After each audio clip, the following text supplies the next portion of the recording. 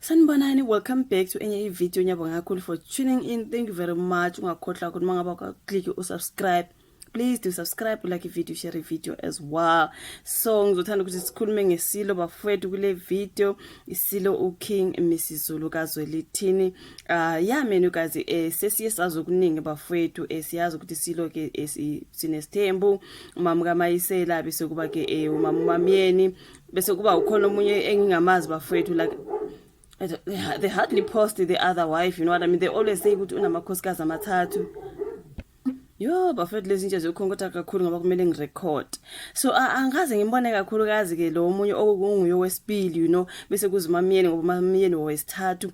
Sizwile kamva nje kuthiwa ke sekukhona ke intombi into yaseMpumalanga ebeyikhulunyana nabafethu ngeze ngenza ama video ukuthi kuthiwa ke isilo noMamyeni ngathi akusekho kuhle nje, kodwa ke kuthiwa ke ikhona intombi ke lapha yaseMpumalanga abafethu.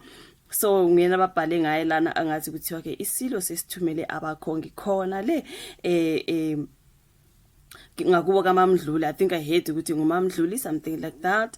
So ngizongena odabeni bafowethu sikhulume ngakho kungabe ukuthi ngiyasicabangela kuthiwa ke isilo King Mrs Zulu sinqobile kaZwelithini sithumela abakhongi ekhweni laso elisha. So ke kuthi abakhongi bembube baye kobike ebukhosini bakwaNdwandwe eMpumalanga ukuthi indlula mithi yamakhosi ifuna ukakha imbali khona. Ukukha imbali khona. So ngokuthola kwephepha ke lapha ithimba labakhongi bembube belihola ke umlule kwembube umnumzana uSibongiseni Mageza Mbabo nephini likaNdunankulu kaZulu inkosi Phathisizwe Chiliza. So ekuthiwa ke imbube ifuna ukukha imbali yakwaMdluli uSihle Mdluli ezalwa ke inkosi uMandwandwe. So ke ngokuthola kwephepha ayizange ikhulunywe eyelobolo.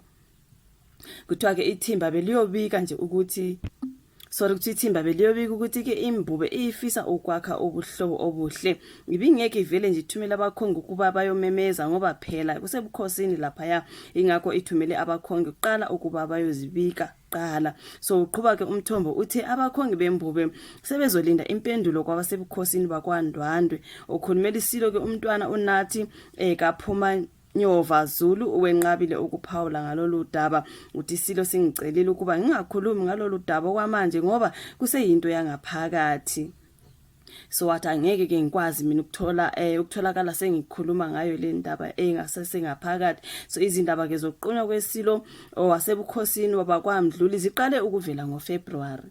Bese beqalile ukukhuluma abantu bethi guys kunenye intombi nje intombazane sasencane nje kuthiwa isilo noMamyeni ngathi akusahambi kahle, kodwa sabuye sabona isilo silo Mamyeni komunye ke umcimbi kade ukhona. Sathi hawu ukhona muzi uMamyeni akayanga ndawo, hayi ubantu why bekuthiwe hey bayahlukana ukuhambi kahle ngapha bekuvele kune separation indaba ebisecourt kaMama kaMayisela.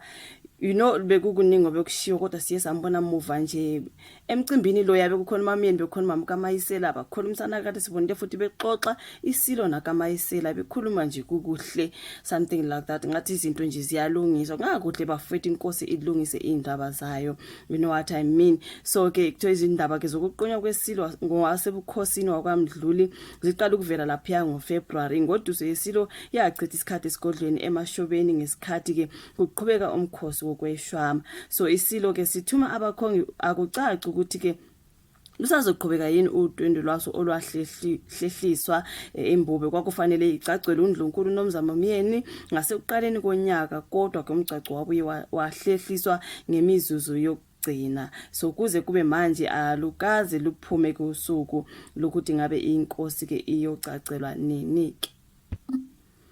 Kuphinde futhi ke kube ke nendida ngomshado wesilo noNdlunkulu Ntokozo Mayisela Zulu. Imbube yafaka isicelo sokwehlukanisa nokaMayisela sikhala ngokuthi ke umshado wabo ngeke usalungiseka. Lesi sicelo imbube yasifaka emva kokunyamalala kukaMayisela owayengasabonakali nangokhalo emikhosini yaseNdlunkulu, kodwa muva nje ukaMayisela uyabonakala encokola nesilo futhi emikhosini yaseNdlunkulu nasekuqubule amahlebezi ukuthi sebebuyisene neMbube, which might be something good for me bafowethu. I'm like yabona makungalungisa izinto, that would be very nice, like I'm waiting for that ngoba sabona bafowethu lapha i-video.